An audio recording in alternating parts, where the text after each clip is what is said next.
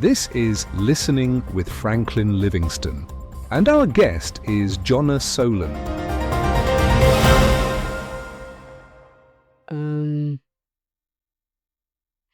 I think at the time when I was in school, I think the reason God put me on the path that I am now, I think He knew I was supposed to be a communicator, but I didn't know that at the time. Because as I said prior to our conversation, that my original plan was to be a physical therapist. And I thought that was my way of helping or giving back to people who had helped me get to this point in my life, along with God, obviously. But as I said, I didn't do so great in it, so I ended up transitioning to communication. And I found it ironic because I wasn't always the strongest communicator within my family dynamic, within my friends, all that much. And then as I started taking my courses within my undergrad and my graduate, I realized that, yes, it kicked my butt, but I realized God was actually telling me, you can communicate. You just need the right avenue to do it with. And your stories are important to tell people, even if you think it's not. And I feel like that's the path He's taking with me now, of either creating stories or a short film or even talking on this podcast now, being able to tell not my whole story, obviously, but a part of my story that can help someone else in their journey of getting closer to God, re making that connection with their faith, and actually having a kind of something or someone in their corner again. No, I think it's great because see, when you discern that God has called me, like for example, Moses, he didn't have to discern because he just met with God through that burning bush. And God told him that you're going to go to Egypt and go to Pharaoh and tell him to release the nation Israel. And he said, I don't know. I don't know how to talk. I can't speak fluently. I have speech impediment or whatever excuse he had. God said, okay, I'll send Aaron.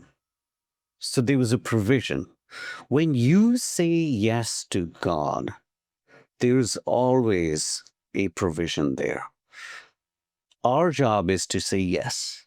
Our job is to say yes to our call and then worry about our lacking or our weaknesses. A lot of times I see people, they start with their weakness and using that as an excuse to say no.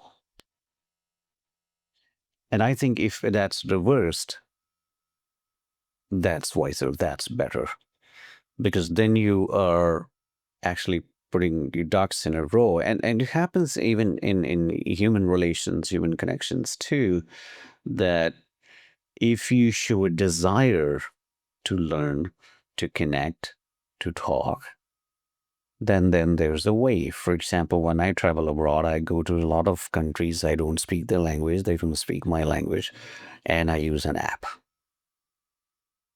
And somebody asked me that, don't you find it annoying? I said, no, I'm so used to that. Because that supervision, I would just translate through the app. I'll talk in that app and show that to the next person, they do the same. So the provision comes after you say yes to something that you're interested in doing. And if I start with, oh my God, I don't speak their language, why should I even travel there? I don't know. That's going to be a nice experience. If say I get a job and they tell me to go to that country, and if I have that notion in my mind that I don't speak their language, oh my God, I'm actually setting myself up to a failure. And that's not a good place to be in, because then the terms you use early on, I'm going to be anxious. I might be sad, and sadness might end up into some sort of making me depressed or depression. So similarly, when a person like you think, believe through discernment that God has called you to be a communicator. And you mentioned, or if it's okay to say that, you mentioned early on that uh, you always believe that how can I be a communicator when I have not been a good communicator to my parents, right? But I would challenge you, what if, with due respect, your parents were not good listeners? It's not about you being bad or not being good communicators, because communication is a two-way traffic. And the other side has to be good listeners too. And if they are not good listeners, then whom to blame? You? So the same thing is that when you go into a profession or a job setting, like you talked about early on, that it might not be your fault. It might be your fault. And that's why discernment, self introspection, taking a break, reflection, these are very important things. Unfortunately, we live in a culture which is a very fast pace. Do. And wherever you think like you're not accepted, oh my God, or somebody's just like not listening to you, go away. Without thinking what could be better here, am I wrong or are they wrong? Can we come up with some terms and set some boundaries? You mentioned early on about boundaries, or have some sort of understanding that how can that communication be better? Because communication is not about speaking only, it's more about listening, right?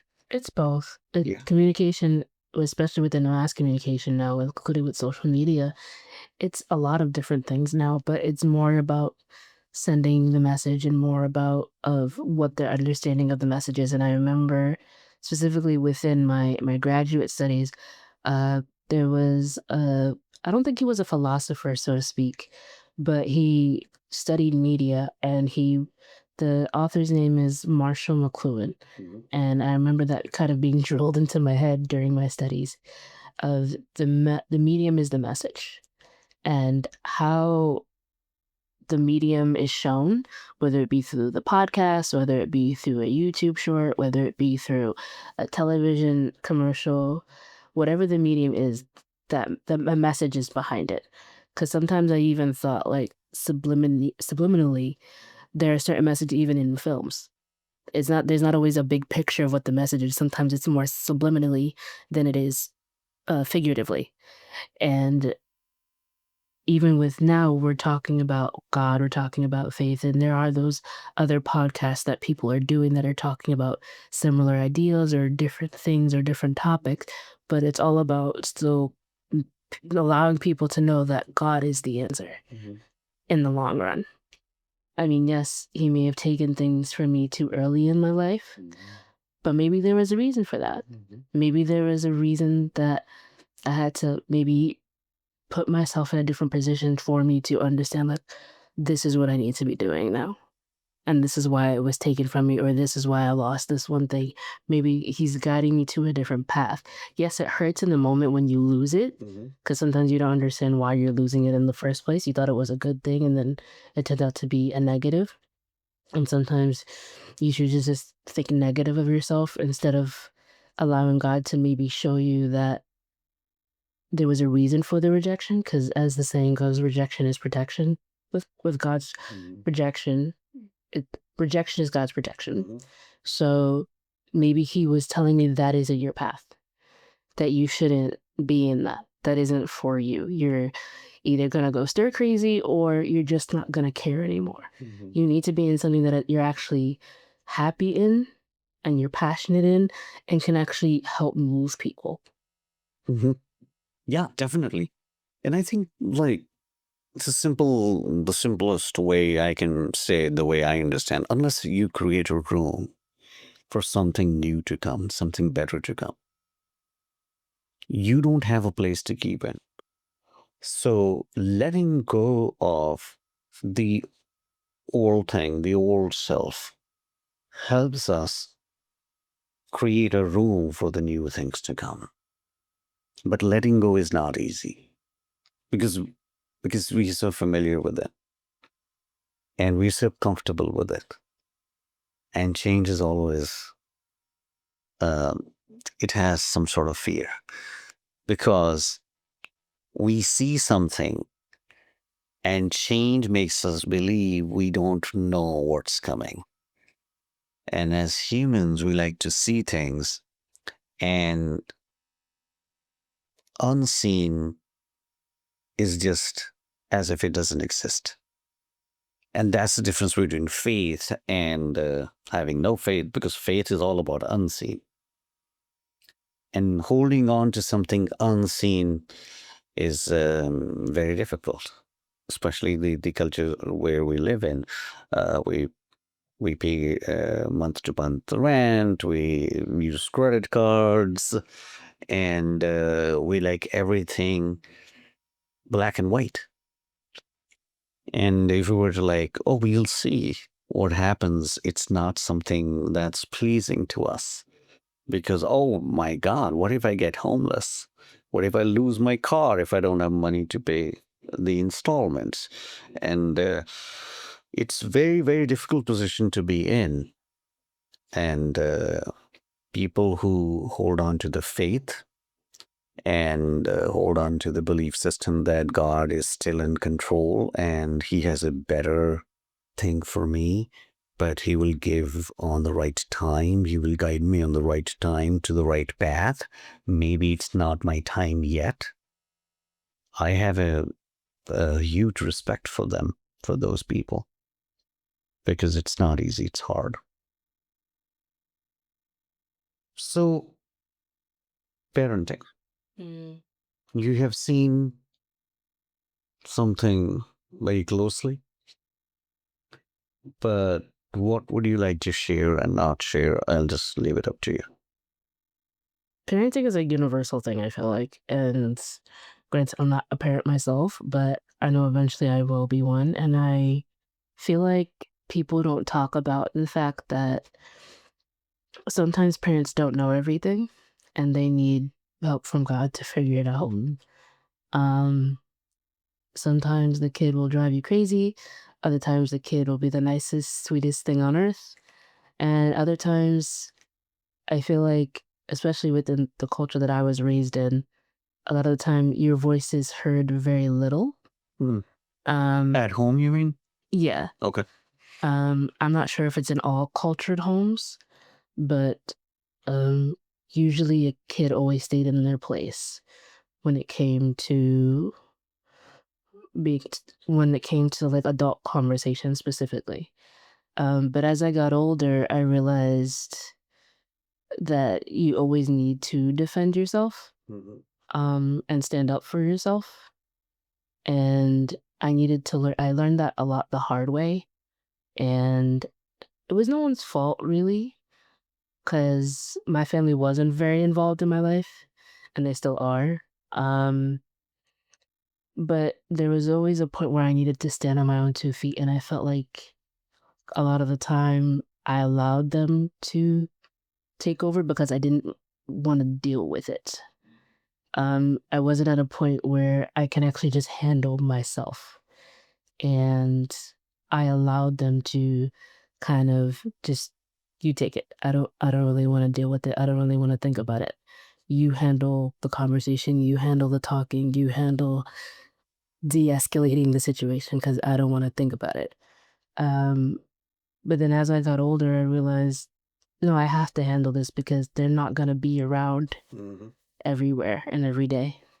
They're going to back me up when I know I've been wronged and I tell them the actual truth. But in small instances, whether it be in a work environment or whether it be even with friends sometimes or even with other family members, you have to stand on your own 2 feet.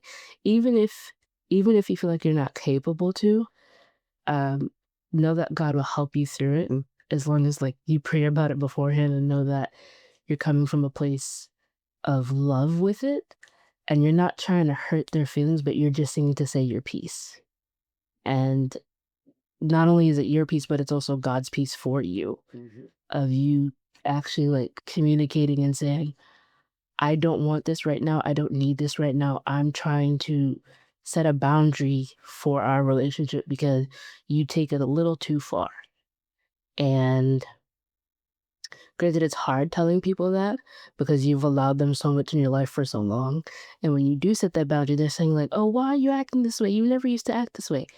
I'm protecting me because believe it or not, you're not going to be around forever. We all know that God eventually takes people. Whether you want him to or not, he's going to take you home wherever. We all pray that we end up in heaven, but we never know where we'll actually end up because we know tomorrow's never promised to anybody. So you need to put that space between you and just say, this is where we're at. And with God's help, you could get there. And then sometimes you don't.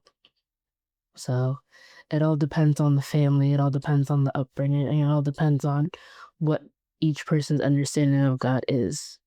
So at what stage you think this boundary should take place? So it's a healthy relationship between an adult kid with his or her parents. Yeah. I don't know why you're considering an adult at 18. That's just my mentality, but What should be an adult age? An age for an adult. An age for an adult? Yeah, an age for an adult, I would say like in their early 20s, probably like 22. That's for me personally. Granted, within America, it's 18. Yeah. I don't know why. But I feel like to set that boundary to say, I understand your feelings and your feelings are valid, I feel like that's like around the high school period. Like maybe like between 13 and 14 and letting them know what the kid lets the parents know what their feelings are and vice versa. You don't attack each other, you don't yell at each other, you talk about it. You talk about what's bothering you. You talk about what is kind of making you upset with them. Because a lot of the times we do bottle things inside because we feel like they wouldn't understand or they wouldn't know what to do about it. But they were you at one point. They were your age at one point. And it took me a while to realize that within my own family. My mom experienced being my age, my sister being experienced my age. So they all understand, but from their point of view about it. And from my point of view, it's very different. Granted, I understand the reason they're enlisting their own help is because they're trying to prevent me from making similar mistakes or worse mistakes than they did. But I live a different life from both of them. So I know what I expect of myself, but I don't always know what they expect of me. And again, it's very hard setting boundaries. Unlike you really have to like pray through it because if you don't, you might say something that might end up like you not talking to them for a good amount of time. And you never want to leave anything on a bad note with anybody because like even with like a previous family member that I lost, it was hard for me because I never got to say goodbye to them.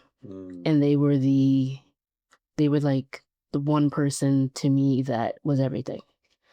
And they were my rock through a lot of my life. Without other family members, they were that rock that got me to this period with their prayers and their worship and their pleads, so to speak. Granted, but they were that person for everybody in our family, but for me specifically because I don't want to get too personal, but I was in the hospital for a while when I was born. So that specific person, my grandmother, she was there every day. Every day. Didn't matter what time it was, didn't matter where she was there with me every day, and she prayed for me. So that woman instilled in me those beliefs and values of God because she knew that the only way that I was going to survive was through him. And it did. But it still hurts at the fact that I never got a proper, like, goodbye to her, so to speak. So, like, it's just learning to roll with all the punches and roll with all the feelings of like, okay, there's certain things about my family I don't know, and there's certain things I really should know, and then there's certain things that I feel like I should know because I'm also part of the family. And I feel like a lot of families lack communication because they don't know how to talk to each other. Um, and yes, sometimes you need prayer through all of that. And a lot of the times when I am talking to certain family members, I ask God beforehand to just guide my words because I don't want to say the wrong thing and I don't want to cuss anybody out either. So I always try to do it in a respectful way, in a meaningful way. But then I also realize I shut down still. And I'm hoping God will help me not to shut down.